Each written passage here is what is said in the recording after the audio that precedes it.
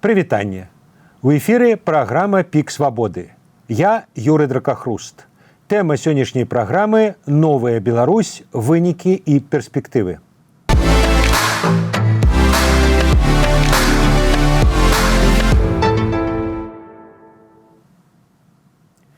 Сёння наш госць – доктар палітычных навук, дырэктар Інстытуту палітычная сфера Андрей Казакевич. Андрей, прывітанне.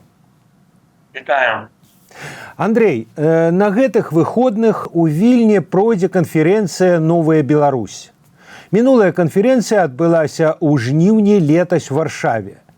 Якія мэты з тых, якія ставіліся на леташняй канферэнцыі, атрымалася дасягнуць? Якія пляны былі выкананыя?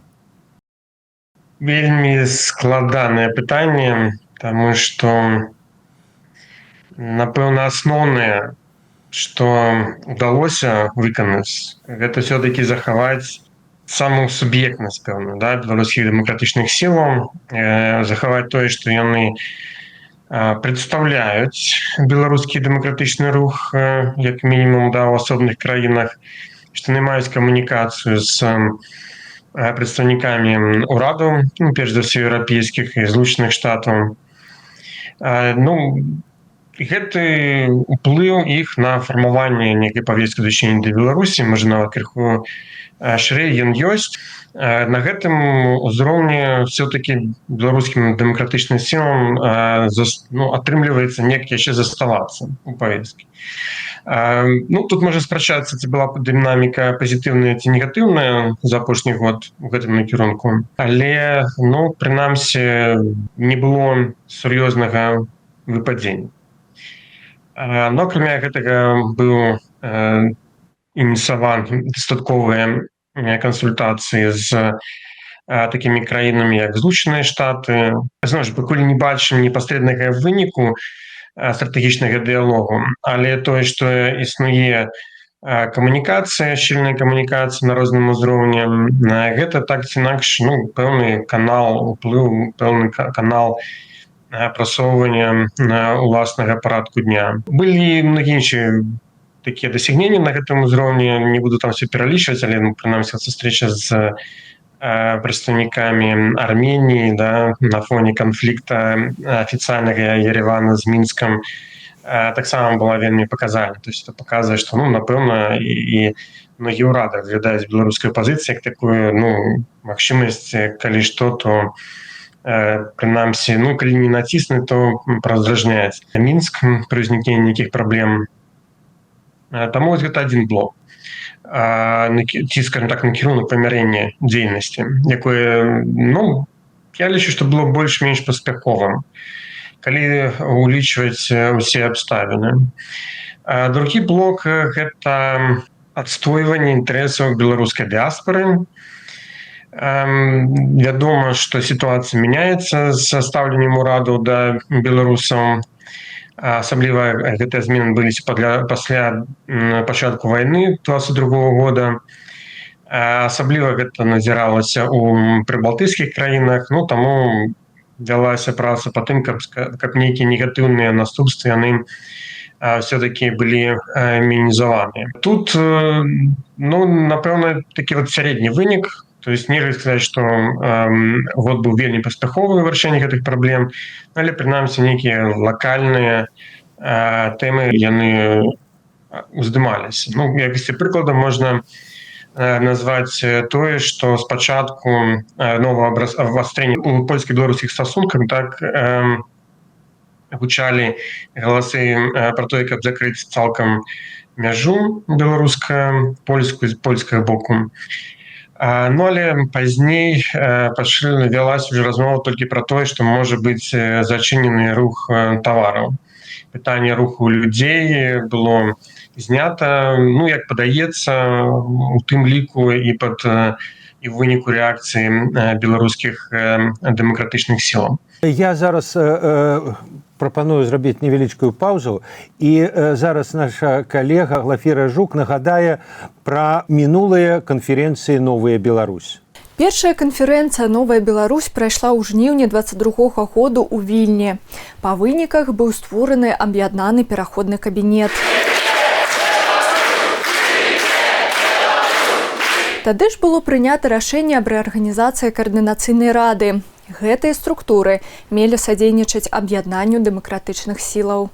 Фактычна, першы форум паклаў пачатак структураванню беларускага дэмакратычнага руху за мяжой. На другім форуме ў 23-м годзе, які праходзіў у Варшаве, прэзентавалі праект пашпарта новай Беларусі.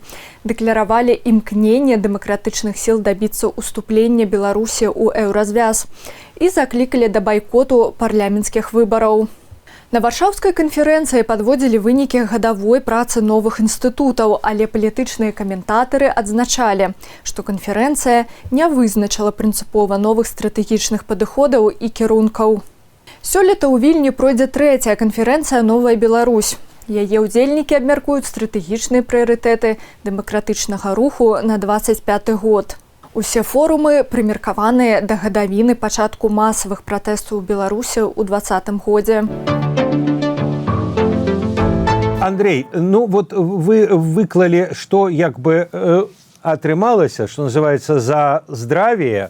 Ну а што вот не надта? Што з мэтаў, якія дэклараваліся, пракламаваліся на леташняй канферэнцыі, ну што не атрымалася?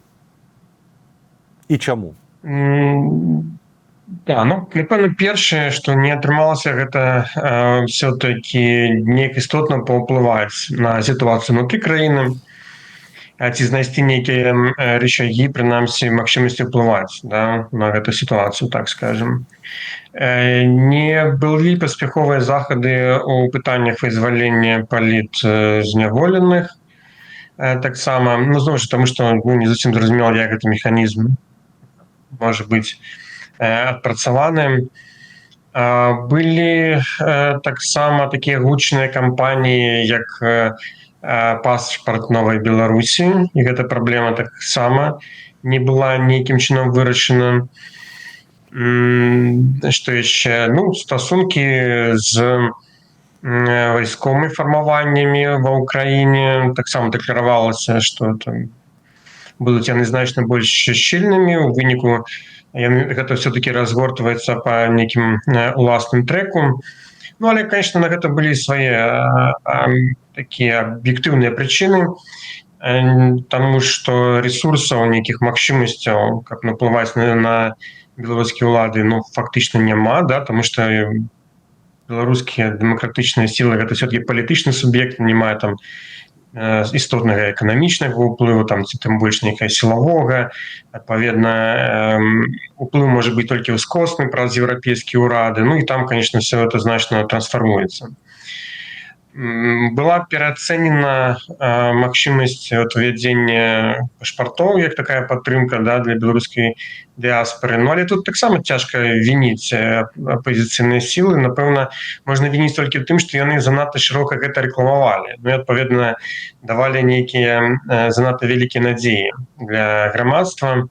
Таму што, ну, в рэальнасці, конечно, верагоднасць таго, што такі праект бы сапраўды быў рэалізаваны, была б невялікая, тому што это значыць, што пэўная краіна мусіла б даць свае коды і, значит, падзяліць адказнасць міграцыйную, палітычную, да, з дэмакратычнымі сіламі, ну, што, конечно, вельмі складана.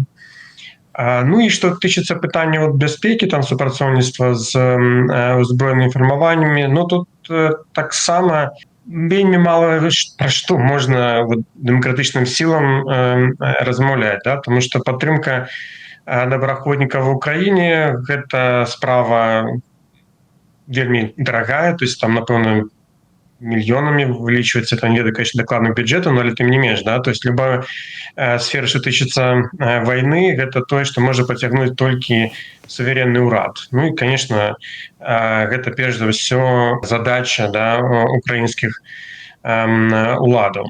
Падтрымка нейкіх парамілітарных фармаванняў, ну, пытанне ў іх сэнсе, то есть чым яны мусяць займацца вот тут і зараз, скажем, да, вот на тэрыторыі там Польшчы, Літвы, напрыклад.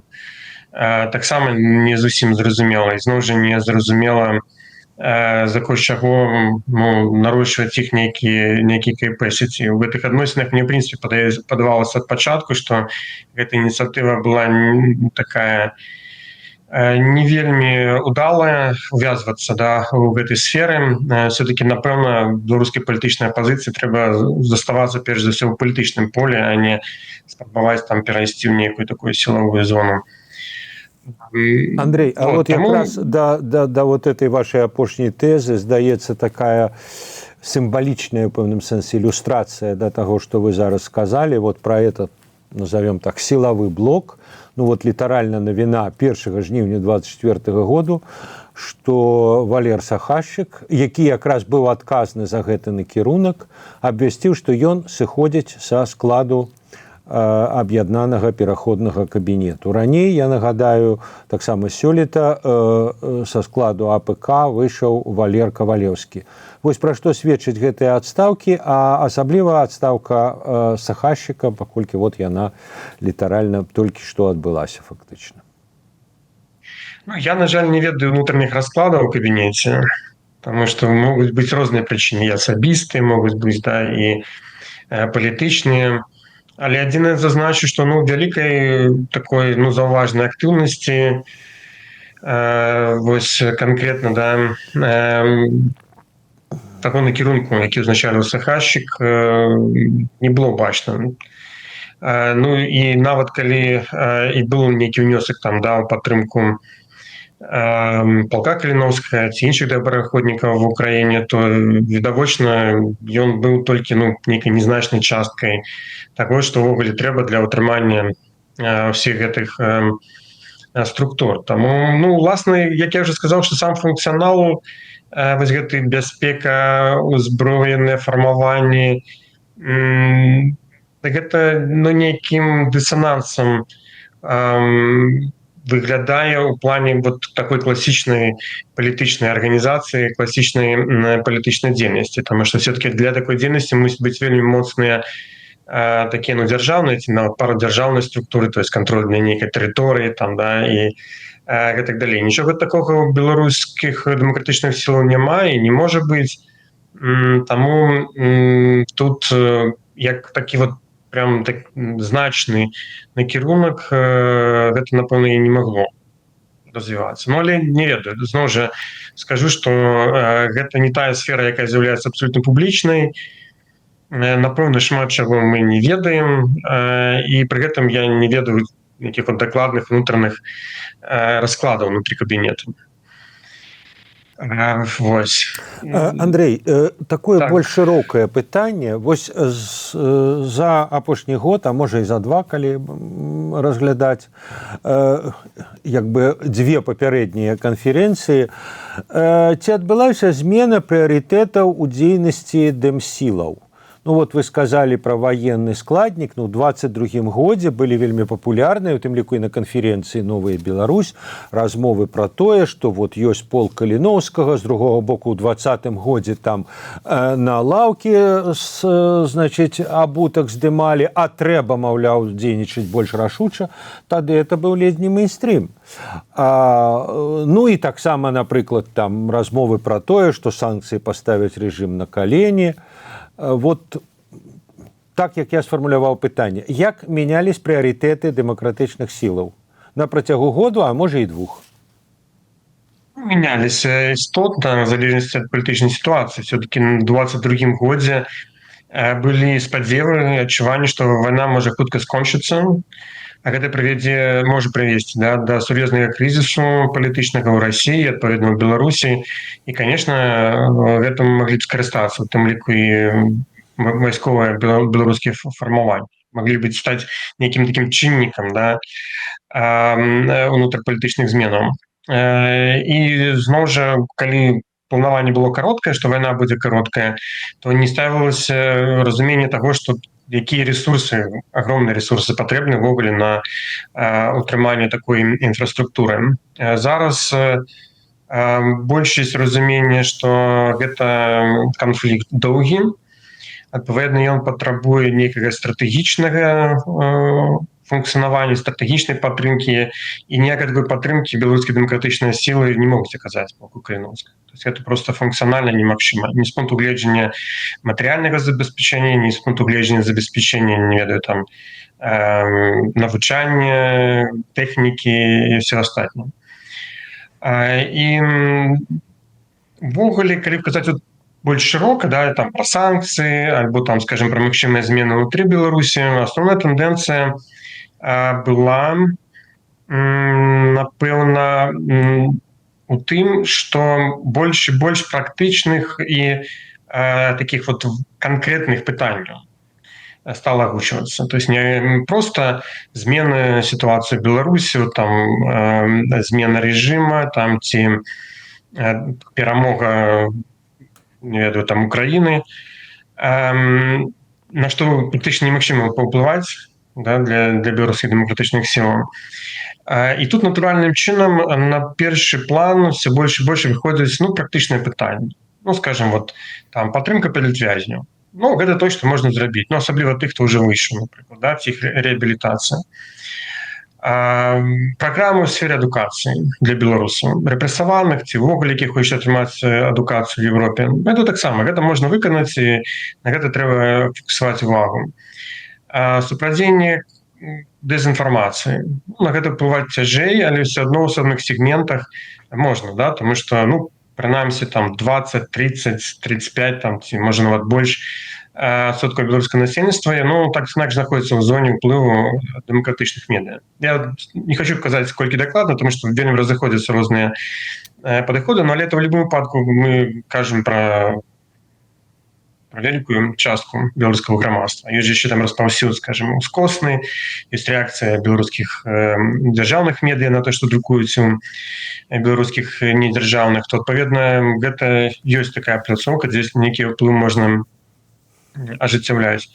І так сама, да, то есть гэта можна рабіць, гэта трэба рабіць, і на гэта робіцца пэўны фокус. Зноў жа, больш увагі стала надавацца праблемам беларускай дыаспары, натуральным чынам, да, у связі з тым, што ўплываць на сітуацыю ў Беларусі ўсё цяжэй і цяжэй нейкім чынам, а вот на гэты стан, да, беларускай дыаспары, на розныя палажэнні ці стаўленне еўрапейскіх урадаў да беларусаў паўплываць все-таки можна, то на гэта таксама зараз робіцца больш акцэнту. То есть такая стратэгія малых справаў, і яна выглядае лагічна. Мне падаецца, што нават у 22-м годзе трэба было б лепш на гэтым канцэнтравацца, чым на нейкіх такіх глобальных пытанняў, таму што глобальныя пытанні, на іх паўплываць непасрэдна, да, беларускаму дэмакратычнаму руху, незалежна такой, якую б ён там меў падтрымку ўнутры краіны, было б вельмі складана, ці практычна немагчыма, да, таму што тут шмат што будуць вырашаць стасункі паміж дзяржавамі, больш за тое паміж вялікімі дзяржавамі. А вот якраз пра вялікія дзяржавы у меня наступнае пытанне, звязанае з Беларусю таксама. Это тэма палітвязняў. Мы памятаем, што там у 21-22 годах гаварылася, што нельга гандляваць людзьмі, значыць, нельга гандлявацца наконт палітвязняў. Вот якраз калі мы з вами размаўляем, адбываецца грандыёзны абмен людзей, вязняў, расійскіх палітвязняў на расійскіх шпіёнаў у заходніх турмах. Гандлявалі два бакі, у тым ліку і, скажем, амерыканцы, немцы лічылі магчымым для себя гандляваць людзьмі, калі это так называецца. А вот беларусаў в гэтых спісах няма. Ці таму, што беларускія дэмсілы лічылі, што людзьмі гандляваць нельга, ці па нейкіх іншых прычынах.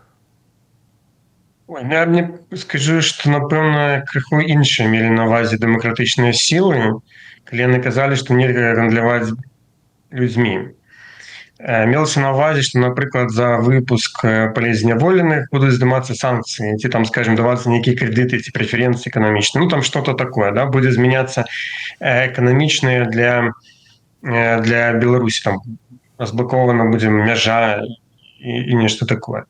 І мы бачым, што вось у гэтым кейсе таксама пра такое размова не вядзецца, да? То есть не ідзецца размова пра тое, што Путін выпусці там Гершковіча, і мы выпусцім Путін выпускае Гершковіча, а американцы здымаюць санкцыі ці там, скажем, перастаюць пастаўляць зброю Украіне, да? Тут перамовы ішлі адноўзроўневыя, то есть мы меняем палонных на палонных, да, там ці, скажем, крымінальнікаў на крымінальнікаў, як хто хоча, да, можа гэта апісваць. І тут змена зразумелая. У беларускім выпадку просто незразумела, як ім можна реалізаваць, таму што ну а каго перадаць Александру Лукашенко?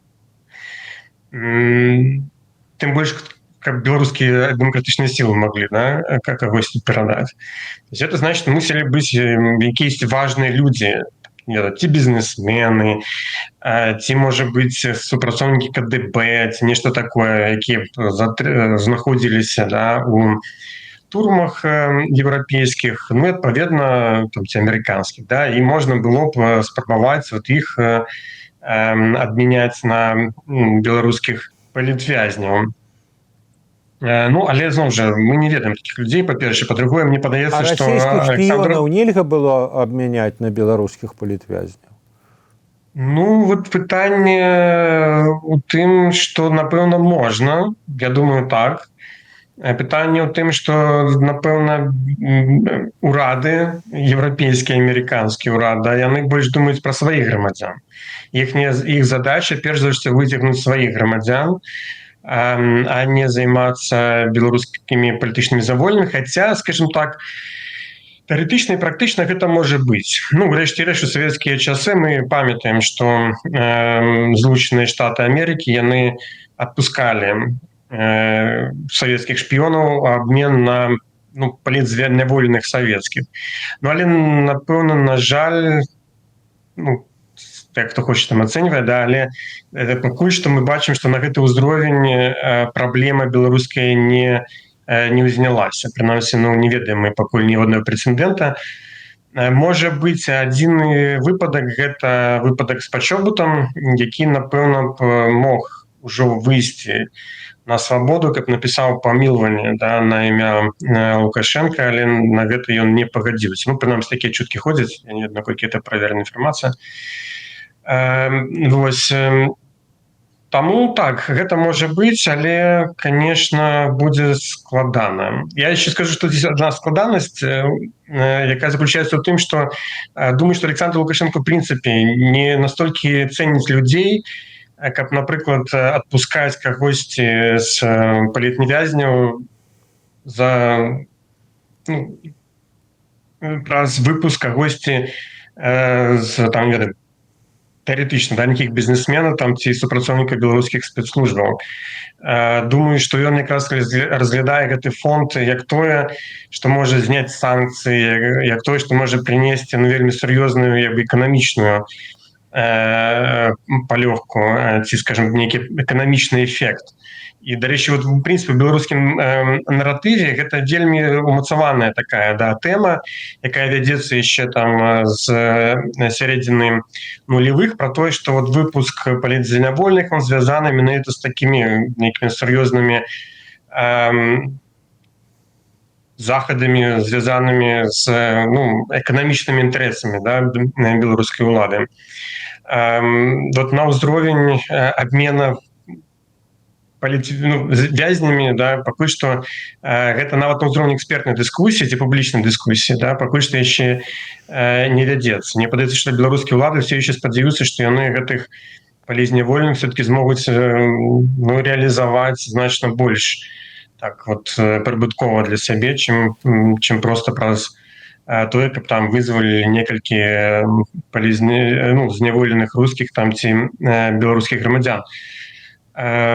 Ну, але як канал, напэўна, гэта можа быць. Прынамсі, мы ведаем, што ў гісторыі такія выпадкі былі. Хаця вот у беларускім выпадку все ідзе вельмі складана. Нават у такім у кейсе пачобута, дзе все-таки ёсць вельмі рэальная зацікаўленасць, да, польскіх уладаў, які маюць вельмі рэальны leverage, то есть нейкім іх рычаг уплыву на Беларусь, у прыватнасці праз сітуацыю на беларуска-польскай мяжы. Ну, але і ў дадзеным выпадку пакуль што не бачна прагрэсу. Андрей, ну і апошняе пытанне, як бы мовіць, як казалі в савецкія часы насустрач з'езду, чаго можна чакаць ад сёлетняй канферэнцыі «Новая Беларусь», прычым як бы і ўстаноўчым і ў адмоўным сэнсе. Ці можа як бы увогуле яна скончыцца скандалам, там я не ведаю, адстаўкай Ціхановскай. Вось. Але з іншага боку, а можа нейкія будуць станоўчыя вынікі,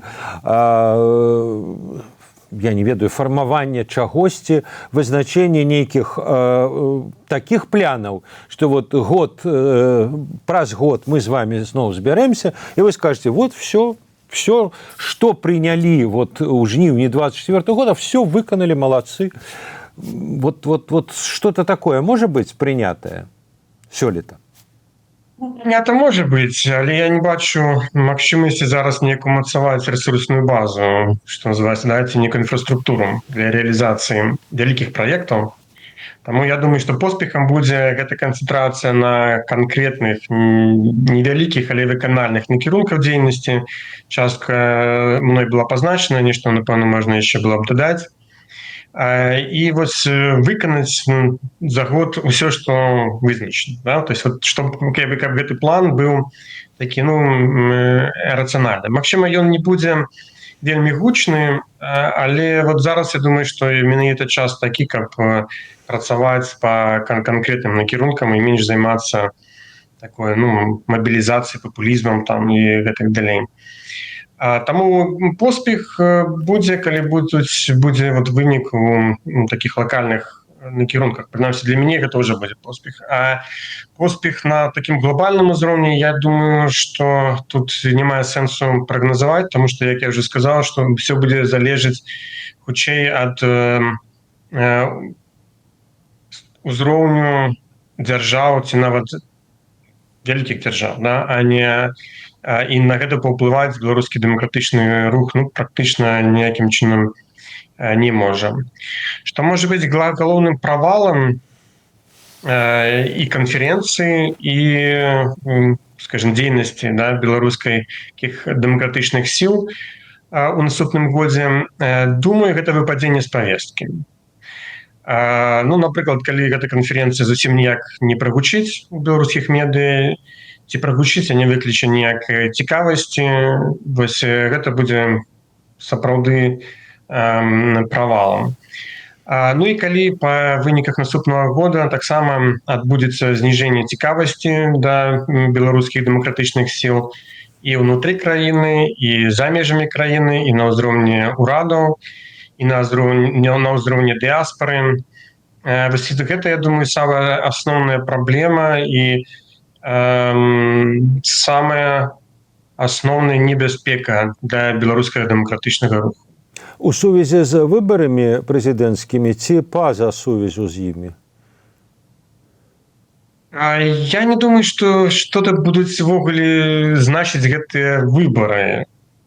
Я думаю, што якраз такі планаванне і дзейнасць, яна мусіць сыходзіць з таго, што на гэта, як таковых выбараў не будзе. Будзе звычайная адміністратыўная працэдура, хутчэй за ўсё, на якую нельга будзе паўплываць, якую ўжо зараз можна распісаць, што там хто будзе, колькі адсоткаў набярэ. Таму, конечно, неяк на гэта сур'ёзна арыентавацца, напэўна, асабліва сэнсу няма, таму гэта падзея, яна хутчэй паралельная. Яна можа быць фактарам унутрыпалітычнага жыцця ці змены унутрыпалітычнага жыцця толькі ў тым выпадку, калі зноў жа адбудуцца нейкія падзеі ў стасунках паміж Расіяй і ЗША, альбо там, скажем, на украінскім фронце. То есть, зноў жа, на знешнім контуры можа нешта адбыцца, і, конечно, зламаць усе планы. А так, калі кампанія будзе па сцэнару рэферэндума 22 года ці выбараў у Палаты прадстаўнікоў апошняй, то я не думаю, што гэта нейкі фактор. Нават мы не можем казаць пра тое, што гэтыя кампаніі яны павялічылі цікавасць да палітыкі у беларускім грамадстве, тому што звычайна такія кампаніі яны адкрываюць нейкія вокны магчымасці, людзі пачынаюць шукаць палітычную інфармацыю. Па апошніх двух кампаніям, прынамсі па той інфармацыі, па тым дадзеным, з якім мне даводзілася працаваць, у асноўным ніякага ўсплёску значнага павелічэння цікавасці не адбывалася. Гэта значыць, што і нават інфармацыйна адпрацоўваць канкрэтна прэзідэнцкія выбары няма вялікага практычнага сэнсу. Хаця, конечно, пэўную пазіцыю трэба будзе занимаць і будуць займаць дэмакратычныя сілы. Але ўвогуле, конечно, трэк мусіць быць пабудаваны на тым, што могуць зрабіць дэмакратычныя сілы. Істотна паўплываць на выбарчую кампанію Беларусі яны наўрад ці могуць. Добра, дзякуй вялікі. Я нагадаю, што з намі быў доктар палітычных навук, дырэктар Інстытуту палітычная сфера Андрей Казакевіч. А затым, як будуць разгортвацца падзеі далей, прынамсі, якімі будуць вынікі канферэнцыі «Новая Беларусь», вы, шаноўныя гледачы, можаце сачыць у праграме «Пік свабоды». Дзякуй, да пабачэння.